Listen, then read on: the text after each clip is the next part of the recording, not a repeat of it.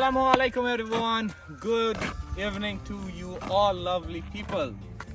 So the new retro is back. এবং আজকে এই Yamaha XSR 155cc এই বাইকটার ফার্স্ট ইমপ্রেশন রিভিউ করব আপনাদের সাথে। এই বাইকে কি কি ফ্যাসিলিটি আছে, এই বাইকের প্রাইস কত, কি কি কালারে এই বাইকগুলো পাবেন, অল ডিটেইলস আপনাদেরকে জানাবো। আশা করি আজকে এই ব্লগটা জুড়ে আমার সাথে থাকবেন। And let's begin the first impression review of Yamaha XSR 155 on Beyond the Ride.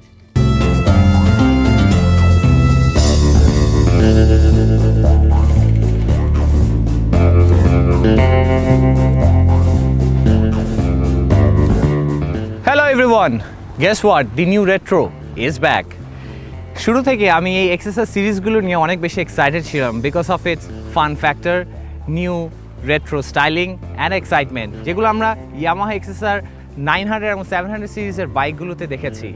যে বাইকগুলো আসলে আমাদের দেশে চলার পারমিশন নেই, তবে সকল প্রতিবন্ধকতা পার করে Yamaha মোটরসাইকেল বাংলাদেশ অর্থাৎ ACI মোটরস কিন্তু বাংলাদেশের বাজারে লঞ্চ করেছে the all new Yamaha XSR 155cc bike.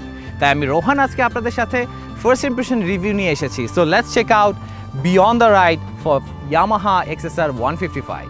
The long-awaited sports heritage of Yamaha, which is XSR, this shares the same engine like Yamaha MT-15, which is powered by 155cc liquid-cooled engine, single overhead cam, single-cylinder engine, যা আপনাকে দেবে 19.3 horsepower at 10,000 rpm এবং 14.7 Nm of torque 8,500 rpm. আপনি যে অবস্থাতেই ride করেন না কেন, this Yamaha variable valve actuation technology আপনাকে সাহায্য করবে to get enough torque whenever you need.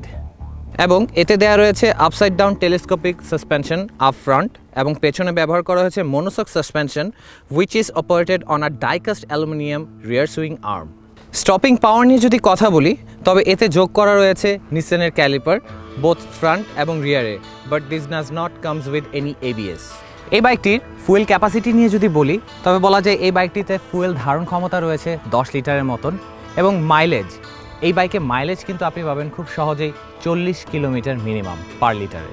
এই বাইকের টায়ারের দিকে যদি লক্ষ্য করি, তবে বলা বাহুল্য যে এর ফ্রন্টে ব্যবহার করা হয়েছে 110/17 ইঞ্চ এবং পেছনে ব্যবহার করা হয়েছে 140/17 ইঞ্চ। দূর থেকে যদি এই বাইকটির দিকে দেখা যায়, তাহলে মনে হতে পারে হয়তো বা Yamaha XSR 700 অথবা 900 সিরিজের বাইকগুলো আসছে because of its similar looks. এই সিবলিংসগুলো দেখতে হুবহু similar, just don't look at the engine.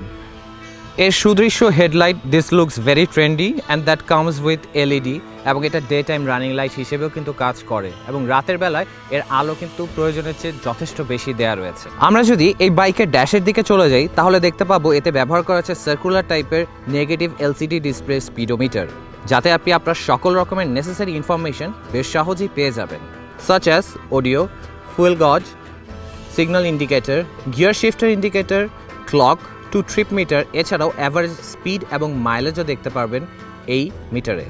আমার হাইট 5 feet 11, তবে কারো হাইট যদি 5 feet 6 অথবা 5 feet 5 হয়ে থাকে, he or she can easily manage it because এর সিট হাইট রয়েছে 8-10 মিলিমিটার এবং এর গ্রাউন্ড ক্লিয়ারেন্সটাও কিন্তু রয়েছে 170 মিলিমিটার।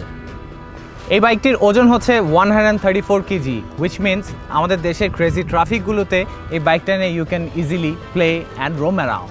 রাইডিং পোস্টার নিয়ে যদি কথা বলি, তবে এই বাইকটার রাইডিং পোস্টার না নিউট্রাল না বেশি aggressive, it's kind of in between বলা যায়, and it's like more attacking mode when you're riding this Yamaha XSR 155.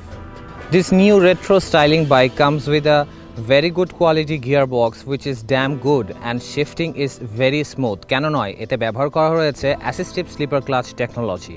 এই বাইকটিতে হর্ন সুইচের পজিশন একটু ডিফারেন্ট স্টাইলে করা হয়েছে।